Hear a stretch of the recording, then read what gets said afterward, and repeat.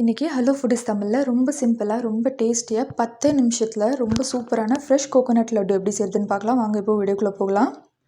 அதுக்கு முதல்ல ஒரு பேனில் 3 டீஸ்பூன் அளவுக்கு நெய் சேர்த்துக்கோங்க. நெய் சேர்த்ததுக்கப்புறமா 1 கப் அளவுக்கு ஃப்ரெஷ் கோகோனட்டை வந்துட்டு இது மாதிரி அரைச்சி சேர்த்துக்கோங்க.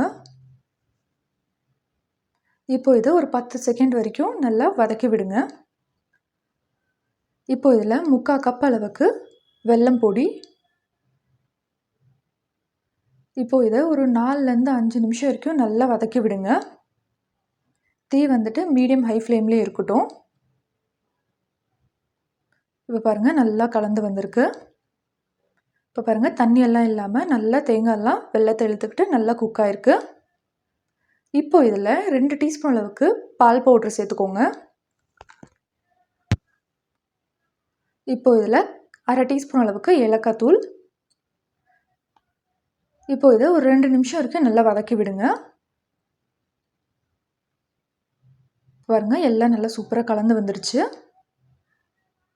இப்போ இது ஒரு 5 நிமிஷம் வரைக்கும் நல்லா ஆறட்டும். இப்போது கை பொறுக்கிற சூட்டில் வந்துட்டு ஒரு தடவை நல்லா பிசைஞ்சு விடுங்க. இந்த மாதிரி நல்லா பிசைஞ்சு விட்டதுக்கப்புறமா இப்போ இதிலேருந்து கொஞ்சம் கொஞ்சமாக எடுத்து நம்ம லட்டு ஷேப் பிடிச்சிக்கலாம்.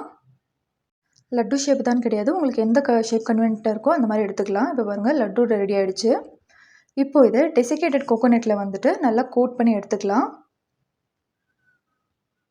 கோட் பண்ணதுக்கப்புறமா இந்த மாதிரி கையில் ஒரு தடவை உருட்டி விடுங்க. இப்போ பாருங்கள் சூப்பராக ரெடி ஆகிடுச்சு. இவ்வளோதாங்க, ரொம்ப சிம்பிளாக ரொம்ப டேஸ்ட்டாக செய்யக்கூடிய ஃப்ரெஷ் கோகோனட் லட்டு ரெடி. இதை ட்ரை பண்ணி பார்த்துட்டு எப்படி இருந்ததுன்னு சொல்லுங்கள். மறக்காம நம்ம சேனலை சப்ஸ்கிரைப் பண்ணிவிடுங்க.